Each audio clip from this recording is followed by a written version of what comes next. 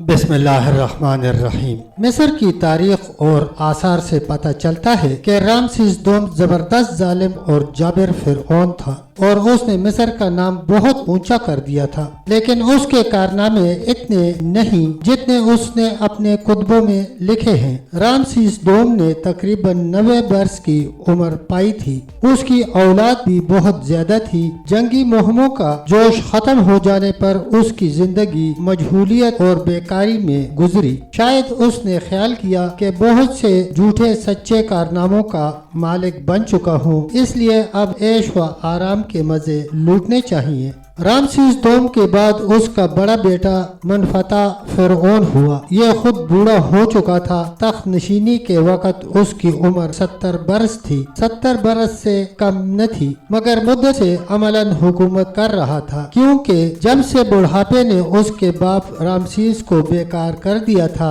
तो यही उसका नायबुल सल्तनत था। कहा जाता है कि रामसीस की हुकूमत ने अपने आखिरी जमाने में जो कुछ किया उसका असली जिम्मेदार यही मनफता था। मुअर्रिखों में इख्तिलाफ है, मगर अक्सर मुअर्रिखों की दलील राय ये है कि मनफता ही फिरौन मूसा था, यानी मूसा अलैहिस्सलाम के वक्त में मनफता फिरौन था। मगर ये बहस एक अलग वीडियो में बताई जाएगी, जिसमें हजरत मूसा अलैहिस्सलाम और बनी इसराइल और फिरौन के झगड़ों की तफसीली बात होगी। यहाँ पर मुख्तसर हालात बयान किए जाते हैं। खौफनाक दुश्मन की यलगार का हाल सुनकर बूढ़ा फिरौन बहुत परेशान हुआ। 50 वर्ष से मिस्री फौज ने कोई लड़ाई नहीं लड़ी थी और जंगी जोश से खाली हो चुकी थी। इसलिए अमन का नतीजा ये निकला था कि वही मिस्री जो पहले जंगी मैदानों के गीत झूम झूम कर गाया करते थे, अब फौजी जिंदगी को जलील जिंदगी समझने लगे थे। मगर फिरौन को दुश्मन से मुकाबला करना ही था। मिस्री दस्तावेजों में लिखा है कि जब दुश्मन की फौजें बहुत आगे बढ़ आई तो फिरौन निहायत बरहम हुआ। उसने अपने फौजी अफसरों को जमा किया और उनके सामने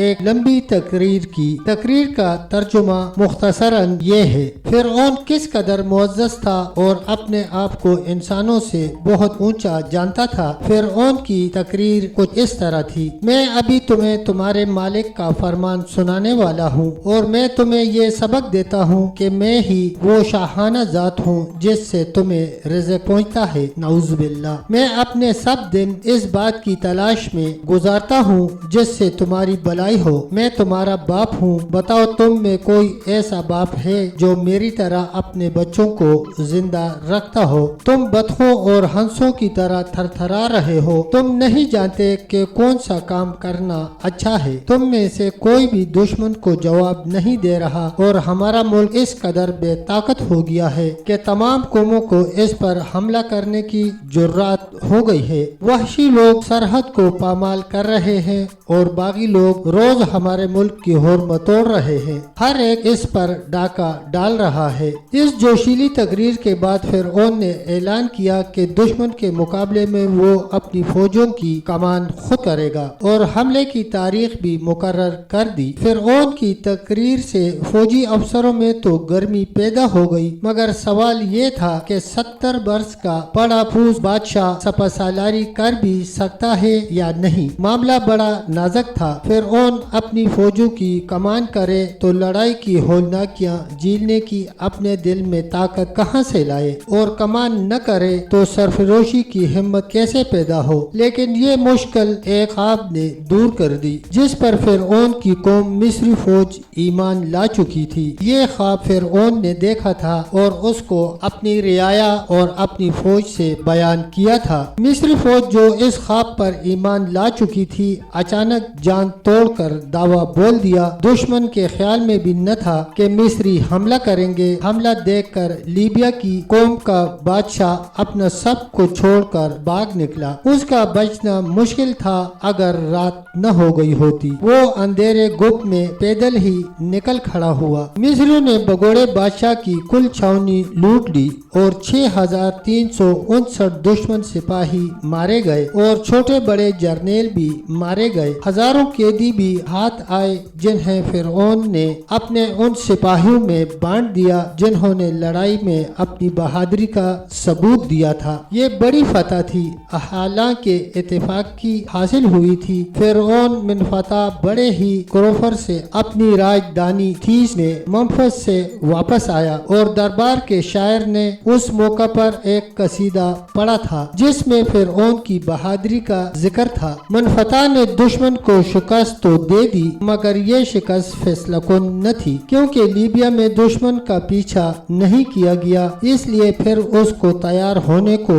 मौका मिल गया। लेकिन मानना पड़ता है कि मनफता की ये फतह बहुत बड़ी फतह थी और उस फतह से उसका गुरूर और घमंड पहले से कहीं ज्यादा बढ़ गया था। 1215 कबल मसीह में मनफता हजरत मूसा अलैहिस्सलाम के मुकाबले में डूबकर मर गया और हजरत मूसा अलैहिस्सलाम की कौम मिस्र से मुल्क शाम में चली गई तो मुल्क में खाना जंगी शुरू हो गई और तक के बहुत से वारिस और दावेदार खड़े हो गए। आखिर 1198 कबल मसीह में रामसीस सोम के नाम से एक जबरदस्त फिरौन तख्त नशीन हुआ। गोया फिरौन मूसा अलैहिस्सलाम पक्की गरकाबी के बाद 17 बरस तक मुल्क में खाना जंगी बरपा रही। ये वो जमाना था जब यूनान भी अपने पांवों पर खड़ा हो चुका था और बहरी तस्कीन और एशियाई कूचक पर अपना इक़्तिदार जमा रहा था। रामसीस सोम के जमाने में मिस्र पर एक बहुत बड़ी आफत टूटी, किसी तरफ से हमला आवर चढ़ आए और मुल्क की खुद मुख्तारी सख्त खतरे में पड़ गई, मगर फिरौन भी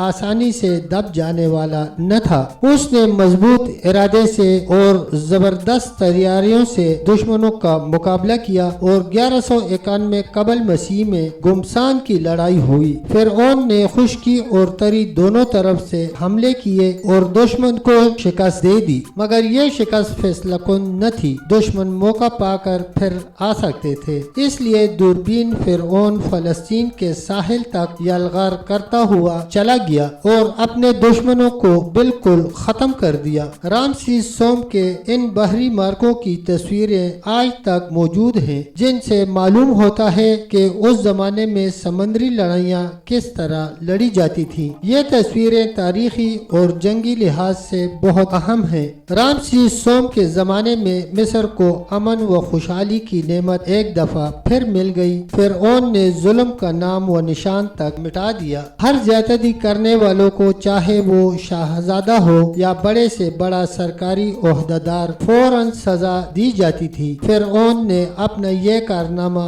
बड़े ही फख्र से खुद अपने कलम से लिखा और अपनी यादगार पर कंधा कर दिया। फिरौन लिखता है कि उसने हर जगह सायादार दरख्त लगा दिए हैं और खुली हवा में कंज भी बनवा दिए हैं ताकि मुसाफिर और दूसरे सब लोग छांव में बैठें और आराम करें। औरतों को पूरी तरह आजादी मिल गई है कि जहाँ चाहे आए और जाएं, किसी की मजाल नहीं कि उन्हें बुरी निगाह से देखे। मिस्री फौज के परदेसी सिपाही छावनियों में रखे जाते हैं, उन पर इतनी कड़ी निगरानी है कि बाहर निकल नहीं सकते। शहरी बाशिंदों को उनकी ज्यादतियों से हमेशा के लिए छुटकारा मिल गया है। आगे चलकर फिरौन लिखता है, मैंने हर बदकिस्मत आदमी की किस्मत दूर कर दी, मैंने हर कमजोर को जबरदस्त के जुल्म से निजात दे दी है। तब तक दोस्तों इतना ही, मिलते हैं इंशाल्लाह एक नई वीडियो के साथ। तब तक के लिए अल्लाह हाफिज, अल्लाह निगहबान।